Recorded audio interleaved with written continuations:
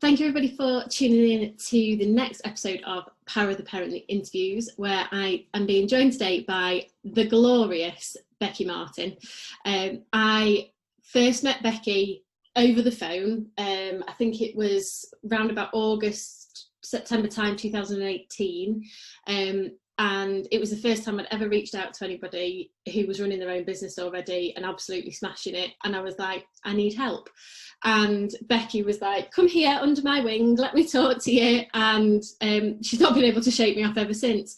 So Becci is the founder and director of Boo Coaching and Consulting. And I'm just about to wrap up doing my level 7 coaching qualification with Team Boo, which has been fab. So I'm going to hand over to Becci to introduce herself a little bit more in a second, but thank you for joining me today. I can't wait to talk to you and hear more about you and your world. So who is Becci? Oh, thanks for inviting me, Charlotte. I'm really excited about this. Who am I? Gosh.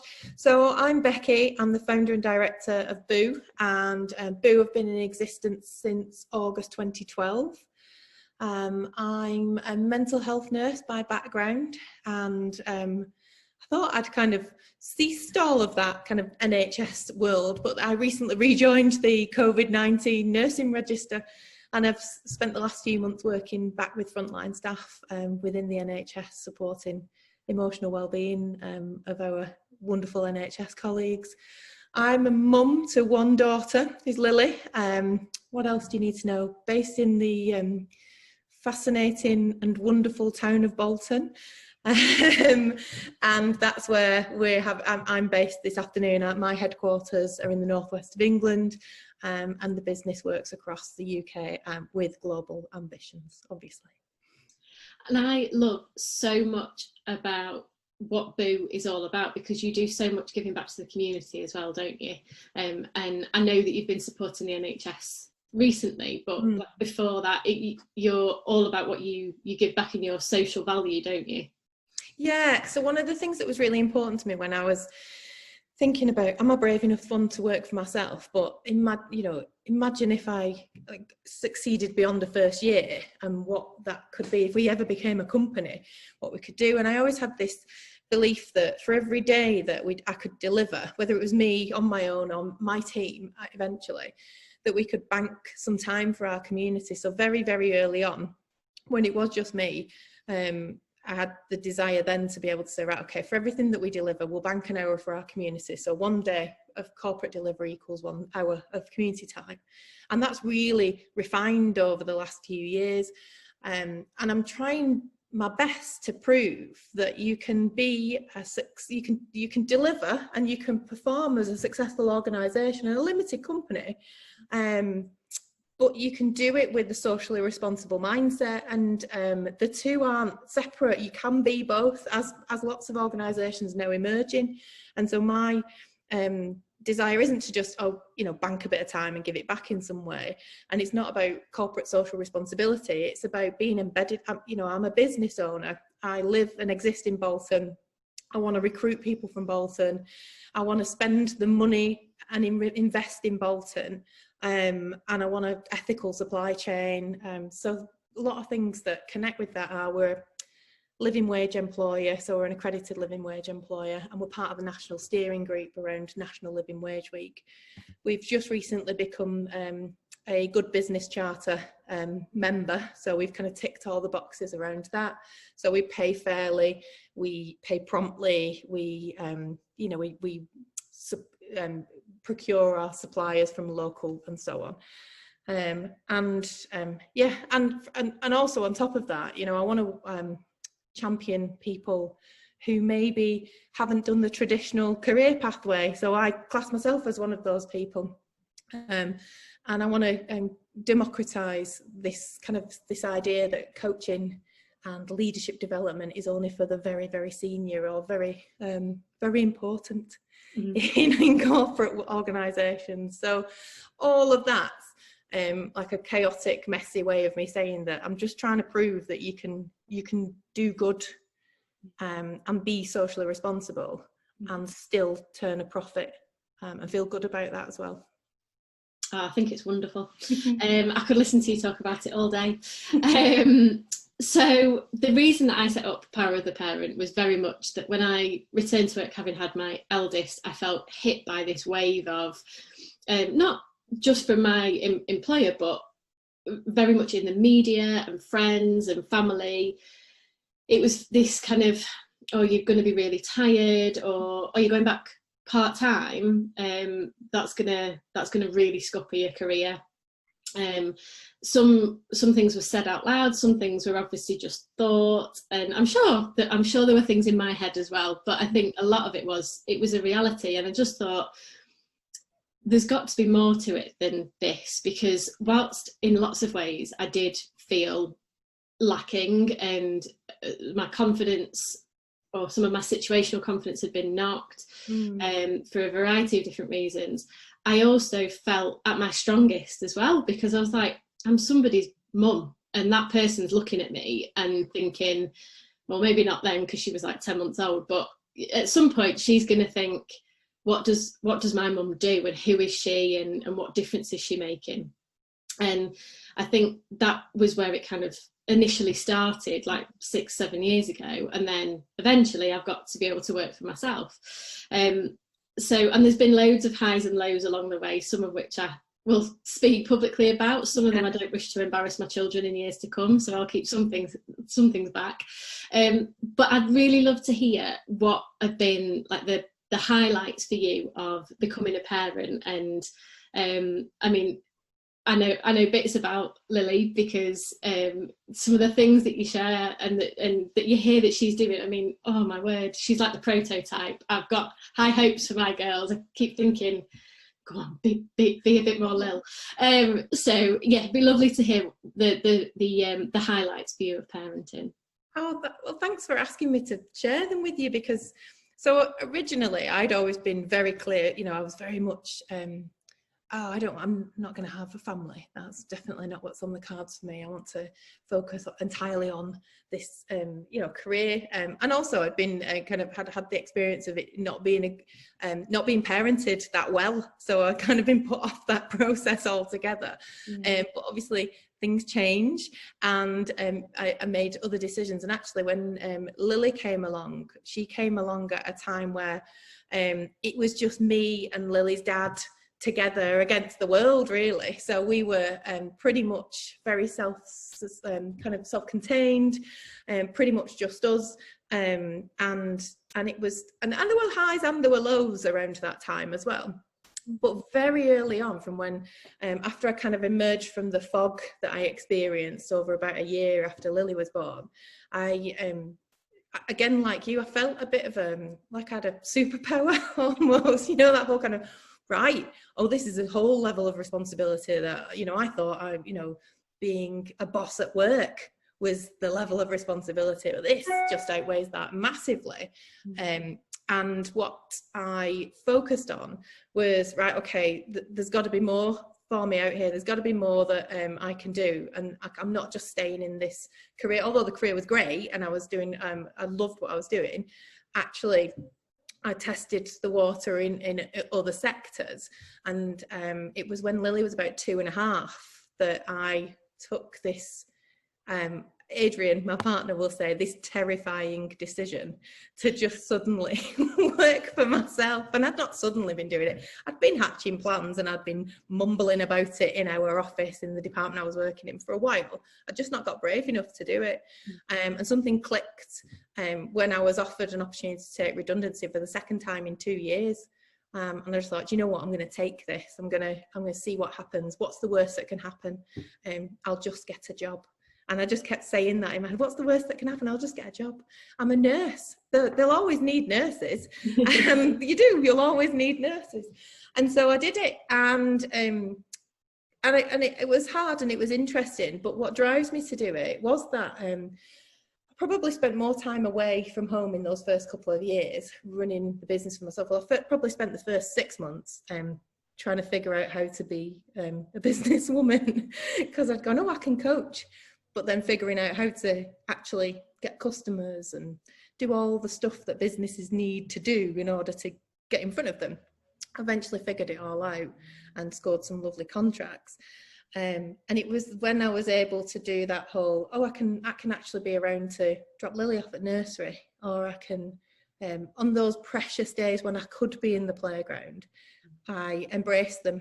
So I did spend a lot of time beating myself up over not being in the playground, you know, missing Lily's first day of school and things like that because I was traveling, but practicing a bit more gratitude around, but you know how it feels when you do pick her up, and you know how cool that is and the response you get from her. And that's just grown over the years, as now Lily's 10 and she's lived and breathed this experience of me running a business and growing a business and spending time with my team and understanding what I do, to the point where she kind of occasionally will dip her little toe in the water and use some of the things that she borrows from Boo in her classroom with her friends at school, which is pretty cool as well. So that's quite nice that she does that. What a way to be spreading the legacy of Boo already. Like,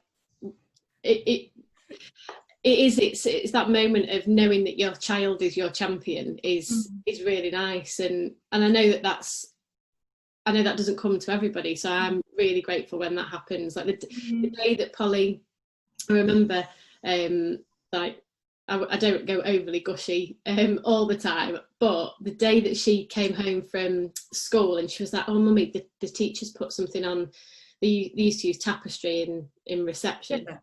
And she's put something on there that I want you to see. And they'd been doing what do you want to be when you grow up type conversation. And she'd said, I want to work at Power of the Parent with my mummy because I want to help people go back to work because that's the right thing to do. Oh. Well, I mean, stick a fork in me, I'm done. Because it is that generation that we're doing a lot of this work for, isn't it? That you want them to be able to have the choices and not have some of the conversations that we're still having to have, isn't it? Absolutely. However, Lily is absolutely adamant she's having nothing to do with my business. So she's fully embracing, she's nicking all my ideas and replicating them where she can. So when I talk about nicking my ideas, she experiences quite high anxiety levels, and so there are times over the last few years where she's been very anxious and recently experienced panic attacks and was explaining what those felt like and looked like. And so for a number of years we've worked on that, and they've been, we've had high anxiety and we've had periods of time where it's been, where she's been, she's handled stuff really, really well. And as you can imagine, the last few months have been, chaos for everybody, haven't they? And we've all experienced it in some way or another.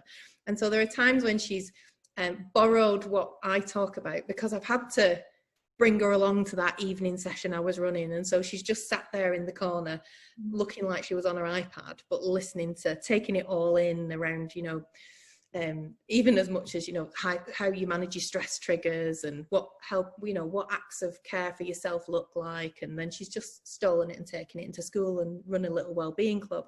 But she very, very noisily will say, "Not a chance, I'm not doing that. I'm going to be an illustrator."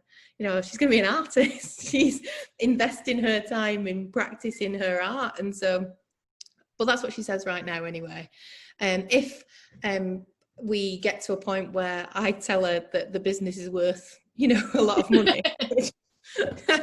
she might who knows when that might be. Yeah, but when I say, it's worth X million pounds, she might change her mind. Yeah. But as it stands at the moment, I'll take it off your hands. Because I always said, I'm gonna, I'm gonna sell the business on my 50th birthday, and I'm like, I'm like 7 years away from that now. I don't think I can. I don't think I'll go anywhere near selling it. But the message loud and clear from Lily is absolutely not. She's not being responsible for it. She doesn't want to be a boss. You got the fountain of youth in your back garden as well, by the way. If you it's just a really good filter. Excellent lighting. But yeah, that's so. Although, and that's what I suppose it really does drive me to do it, because there are days when I think, I don't want to get on that train and travel for hours, or I don't want to drive. But actually, I'm not doing that at the moment.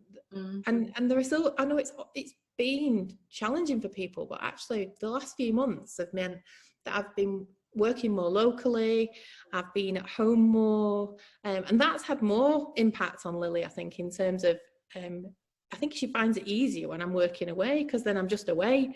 But if I'm at home but I'm working and she can't access me because I'm working, or I'm on a call, or I'm doing something like this, I think that's probably been more of a challenge of late. The fact that I've been able to stay at home and not put any makeup on certain days has also been a gift too.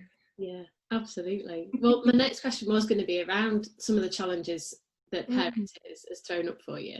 And you've obviously touched on a few there. And I mean, the last 6 months have given us many challenges, some of which we've never had before. But where have been the tough spots for you, and what's helped? So the tough spots, I think early days when I set up, because it was the unknown. So, you know, I was terrifying my tiny little family, because they were like, what's this? You've left this very secure, high paying, you know, opportunity to go and do this thing that might not pay off. And so early doors, there was a real kind of, I had to really fight my corner and kind of champion that this was going to be okay. And I am ever the optimist as well. So I'm pretty much in fact, it says it on a piece of art that we had commissioned for me on the wall over there. Say yes and you'll figure it out afterwards. And I've always been, and you know, my strengths are all about, you know, I can see the finished, you know, I can envision something, I can spot the potential, but I run the risk of not telling other people all that information. I just run the risk of looking like I'm just ignoring them and just doing it anyway.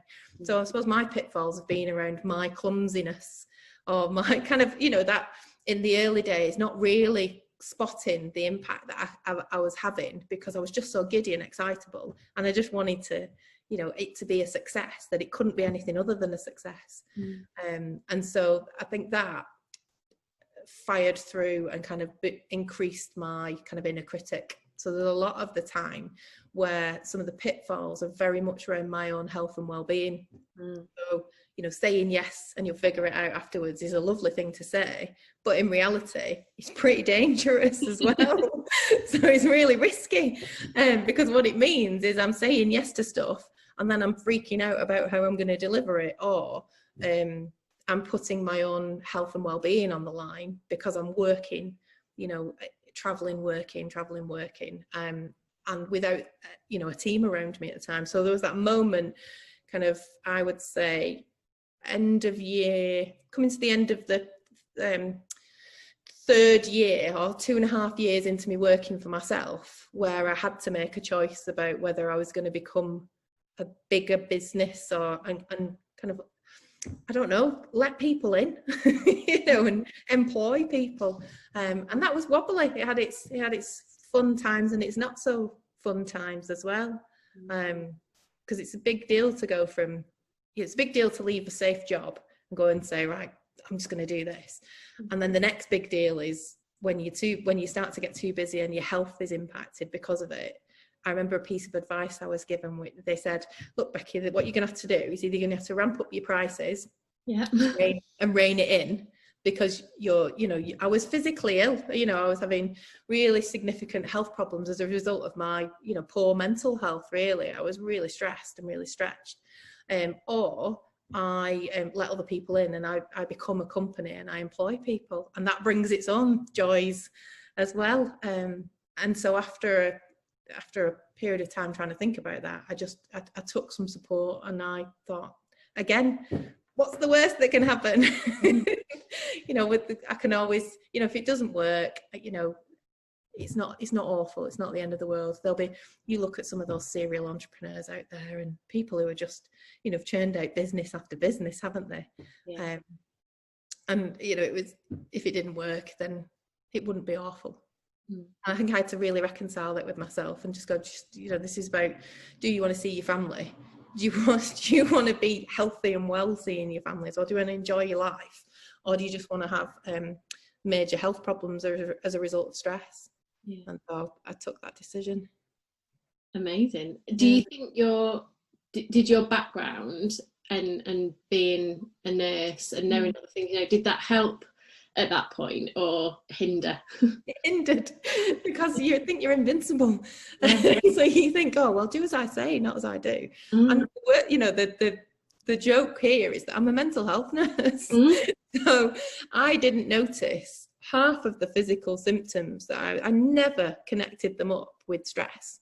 I just thought, oh, I've got a problem with my stomach. Oh, I'll go and see the GP at some point. Never connected it up. And I think that, coupled with this fact that when I overdo my strengths, they're all about getting stuff done, achievement, you know, quite competitive. You know, can't, you know, I can get so far into something where if I'm overdoing it, I just have to carry on, because I think, well, I've got to finish it now, otherwise I'll feel silly or I'll look silly. And that's taken me a few years to go, who cares if you look a bit silly? So what? I'd rather look silly and be healthy than look silly and have wasted loads of time and money and you know, impacted my health and my reputation as well. So now I'm happy to just go, yep, I'm calling it, this is not working, let's focus on this instead. And I think that's just come over the last few years of, you know, being a small business owner. Yeah. Well, my stepdad is a GP. My mum is he's a retired GP now. My mum is a nurse, and my baby sister, there's a really big age gap between me and my two youngest sisters. So my younger sister is training to be a nurse. She's at Birmingham Uni doing she's going into her second year now, straight into placement, for obviously various reasons. And I've asked them a similar question recently, like, do you sometimes know too much, and like, can it really hinder? Or in lots of ways you would hope it would help, but how does it hinder? And I think it's a really interesting question sometimes to ask ourselves, like, what have we conditioned ourselves by what we've done, and what our careers have been, how it impacts our outlook sometimes. I think that's what's really fueled my not my work, our work. So I have just an amazing team. Honestly, you've met them, they are a treat. They are. And they're really connected to the values of the company. We work brilliantly together. We're, you know, it's never what I expected. It's beat all the expectations that I had. It really has. But what comes of that is this opportunity to create stuff that we didn't even know was possible. And so the work around me being more honest about my mental health, and me being more honest about, you know, what was going to create a healthy and happy workplace for me, was what was going to create a healthy and happy workplace for my team as well, because it's all about, you know, happiness and joy at the end of the day, and just enjoying what you do and connecting to your values and your passion. And as a result of that, we're now delivering, like, our biggest selling product, our program, is our workplace wellbeing program. It's all everything this year particularly is all around helping people to be at their best at work, from a, you know, am I taking care of myself? Am I looking after myself as a leader so that I can support everybody else? Am I role modeling that? Am I creating a mentally healthy workplace? And so all we've done is take our own experiences and design something that I would go on, that I would do, and that I would be involved in. And it's really, so my journey from being a new kind of before I even thought, am I going to be a mum, to becoming a mum, navigating the whole kind of chaos and stress associated with trying to do all of it and thinking you're a superhero, to where we are now, has really influenced how I lead, how how we support our customers, and also what we spend our time talking about near enough every day now. So I've just merged everything that matters and blurred all the boundaries. Well, it's about being able to be your whole self, isn't it? And that workplace wellbeing conversation is about you as a whole person, not Becci at home, Becci at work. And I think that for a long time, I certainly believed there to be two separate entities of people. Yeah. And I think I was surrounded by a very corporate definition of you've got to be this in the workplace to succeed, and then you can leave that person at the door. And it was, we will all have our own triggers for it. My trigger was having the kids. That was when I realised that no, I am who I am. There's a song in that. And my style and who I am is going to be influenced both ways, and not apologising for that, and embracing that I need to be able to bring my whole self to work to be the best possible version of me. Otherwise, it doesn't look pretty. No, and it's not good for your well-being either. So the facts are all there, aren't they? That if you aren't being authentically you, and you're not feeling psychologically safe to be authentically you, then you're gonna be, you know, more likely to be unwell, take more sick days, you know, make a mistake, because you're constantly worrying about how you're perceived or whether you fit, or you probably likely have higher imposter syndrome, all that stuff.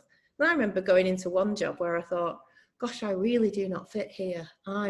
Everyone was on a graduate management scheme. Everyone went to, a posh university, and they did what I always think of is this traditional kind of, you grow up, you do your A levels, you go to university, your mum and dad drop you off, and then they come and collect you at the end of it, and they put some money in your bank, and they do all all that stuff that is lovely, that I am absolutely all over when it comes to Lily, but that I just didn't have the opportunity to do. And I clawed my way, I was living on my own as soon as I left school, kind of tried my best to figure out how I could get to university, spotted that nursing was a way of me doing that, because I could get paid whilst at university, so I could pay my rent, I could pay my bills, I could get a job on top of it. So I kind of like did this kind of clawing up, getting there, and kind of this kind of my version of social mobility, kind of getting out of the circumstances into a better one for me.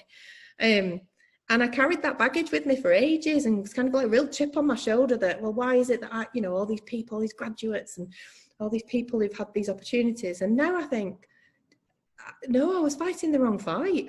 This is my message now, loud and clear, is whatever whatever your pathway, whatever your journey is, let's figure out a way to get you the opportunities. Let's just, it doesn't have to be the traditional kind of shiny approach to, kind of growing up in that way.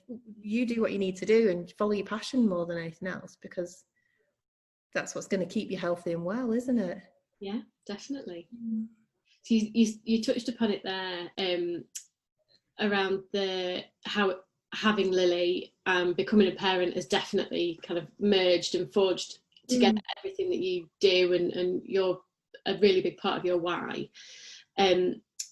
With my strengths coach hat on, I'd love to know what have been some of the strengths that parenting has brought out in you, or either like new ones that kind of came from it, or perhaps existing ones that you needed to build on. Gosh, what a brilliant question. So what do I, right, there's that level of awareness. So, I was very much that of a, I can do what I want. I'm very independent, fiercely independent. So I only have my decisions to make, and that is it. And I'll travel the world, and I'll go and do whatever I like. And actually, there's a lot of readjusting, isn't there, when you become a parent? You can't just go, oh, screw it, I'm going off doing this, or I'm going to follow that career opportunity over there. It kind of reined in some of my overdone strengths. So top strength for me is strategic, so I can spot the opportunities. But if I'm not okay and I'm not looking after myself, I'm really heavily overdoing that one. And what being a mum, being a parent has forced me to do is to slow down and to be more reflective, because I used to think, oh, no time for waiting around thinking. Well, I just overthink things. I'll just make a decision, and then if it doesn't work, it doesn't work. And you can't do that when you're parenting. So I've had to take a bit more time to make decisions. Although my partner will tell me that I still make decisions far too quickly, and but for me, I've slowed the pace right down. So I think that it's made me think, right, okay, what are the implications here? Because at the same time, I'm kind of growing this young human and helping her to become this awesome person. and growing this business. So we talk about the two boos. So we've got boo as in my first baby, as in Lily Boo, and then we've got boo number 2, which is the business. And I'm, you know, and so the two are so connected, but I feel like I'm nurturing both as well, and so they're so connected and so intertwined. And you know, I'm already thinking, which isn't like me, and people will giggle, you know, about longer term. You know, when I talk about what am I going to do when Lily goes to university, and it was only a few years ago where I was like, oh, you know, what we're going to do tomorrow. Whereas now, yeah, I'm far more reflective than I've ever been, although my partner would laugh at that because he might not see it as much. But that's one of the things. What else? I think just that sense of it's taken me a long time, and I joke with my team about it, that it's like doing a couch to 5K, isn't it? So you know, I'm not a big fan of it. I will try and do it, but it's that little and often stuff, and I have to really practice gratitude, and I have to really practice being present, because it's so easy, especially now, because I'm in my office today, which is lovely. I can go home, but as soon as I go home, because of COVID, in the corner of my lounge is my iMac with all of the same stuff that's on my laptop, with a pile of books underneath it. So I'm literally in my lounge knowing that my office is there as well. So it's very easy to just go, oh, I'll just sit over here and I'll nod and smile at my kid whilst listening to stuff about Minecraft, whilst trying to sort other things out. And actually, that kind of little and often approach is what I'm working hard at the moment, to go, no, be present, be part of this conversation right here, because later on you can go back to doing your work if you need to, but right now is this. And so gratitude and kind of presence, I mean, as in presence, as in being present, are things that I am still trying to get to grips with. I think, well, show me a parent isn't sometimes, I think there's a lot of people that don't always say it out loud, because I think there is a bit of a culture still of that that's what we should be being for our kids, but I think there's a lot to be said for healthy boundaries, aren't there? And it's been a big learning curve, I think, for a lot of people over the last 6 months or so, that we weren't ready to necessarily go on, and also a learning curve that you can't get off. Like we've had no choice. We've had to adapt, and it was, you know, there before COVID, but it's definitely there now. And all I can do is I spend a lot of my time talking about the kind of Japanese concept of ikigai. It's there. And you've seen it, and we talk about it a lot, and it just really connects with me, because there are days, there are weeks, there are months where I think, oh my goodness, everything feels at one, everything feels like in the right place. And it's usually because I'm doing stuff that I love with people who I connect with, you know, feeling safe in terms of, you know, being paid appropriately and being able to pay my bills and stuff like that, that is meaningful and valued in my community, or in the communities that this whatever we're delivering serves. And it moves all the time, so it's not fixed and set in stone, is it, ikigai? It's something that sometimes I have more of one aspect where I'm really enjoying something, but there's no monetary value, I'm not able to pay my bills by doing it, or it pays but it doesn't tick all the boxes for me. And so I spend a lot of my time kind of thinking, right, okay, is this piece of work going to serve me in all these areas, or do I need to find other things to connect together so that I can feel healthy and comfortable and value as well? So that's a game in itself, making sure that they all connect. Yeah, definitely. So looking to the future then, have you got any hopes for parents in the workplace as we kind of, not necessarily COVID world related, but just generally, do you have what are your thoughts on parents in the workplace? So we've got I've got lots of thoughts on parents in the workplace. I've done what I can to create a company that really embraces parents in the workplace, that embraces all caring responsibilities in the workplace. And so I think we are a minority at the moment, but I think the tide is turning. So I have an unlimited paid time off policy, which has been in place since the first ever employee, which means that anybody with any caring responsibilities, parenting included, or your beloved pet, your grandparent, whatever the caring responsibility might be, that you aren't panicked or worried about having to save annual leave, as we used to go, I've got to save some annual leave in case my kid's ill. I don't want that, because that means that if a member of my team is worried about caring for a sick kid or an elderly relative or whatever, then they're going to be focused on that and not doing their job. And so we've removed that fear. So that's one thing. I want more workplaces to just go, do you know what, my desire is that my team perform brilliantly and deliver high quality work and get the outputs right, but when they do it and how they do it is down to them. So and that's my approach. Is we've created the right conditions. I've recruited against lovely values that really mean something to us and matter to our company and to our customers. And we have created that safety, so people know that they know what their job is, they know what they're there to deliver, and they deliver, but they do it in a way that meets their strengths and appeals to them. So at the moment, we have staff working obviously mainly at home or on client sites. I've got parents of very young children, parents of children around the same age as mine. I've got members of staff with caring responsibilities and so on. And I just want other organisations to embrace the fact that if you create the conditions for parents and carers to thrive, then the impact it has from a business point of view is just glorious.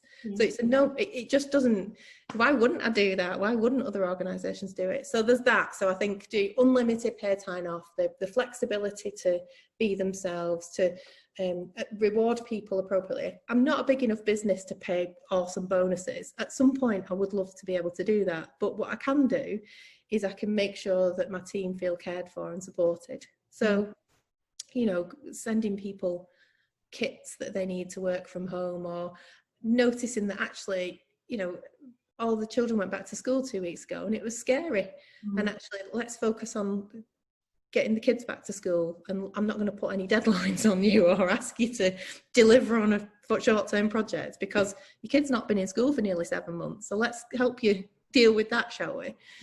Equally, when lockdown was just about to happen, one of the things that we did was I made sure that we started to work from home a few weeks before that kicked in. Right. And then when the government, opened up the world into that weird wooden cabin room that they meet and present things to us in, I immediately said, right, okay, you're all taking a week off. I'll sort the work stuff out. Your job is to figure out how to navigate this in a way that feels right for you. So one of the things we did was just say, right, stop what you're doing, focus on your family. And I think that made a massive difference, because imagine if I'd have tried to say, right, where are we on the deliverables of this project? It'd have just fallen apart. And so I think that's really good. And also the embracing the mental health aspect in workplaces. I think parenting and mental health go hand in hand. Anyone that says that they don't, I don't, maybe I'm seeing things from, and I am driven by my own experience, but I think having those healthy opportunities, those conversations with your team where it's safe to talk about when work or what they're finding really tough. And when you ask my team, the majority of them will say, actually, the work's the easy bit. It's navigating the rest of the world and the the messy chaos of families that is the stuff that gets in the way for people. So if you just give people the freedom to say that out loud, it just removes a layer of anxiety. Yeah, absolutely. Okay, so Becci for PM then. And yeah, but I'm not working from that wooden cupboard that they seem to. You'd have something far more I don't know what word I'm searching for, but it'd be far more calm and serene. I've been in your office, and obviously we can see some of it there, but the colour scheme is to die for. It's very calming. I have no doubt that it would feel like a very an environment to thrive in, and and that everybody needs to work for Becci or Boo at some point in their lives, because I think you know what great looks like. Thank you. Thank you so much for being part of the series. It's been wonderful, and I could talk to you for like the rest of the evening, but we won't, because I've got a vegetable pie to make, and you've got Lily to get home to, and ignore the iMac. So thank you so much, Becci, and we will see you all again soon. Bye. Thank you so much. Bye.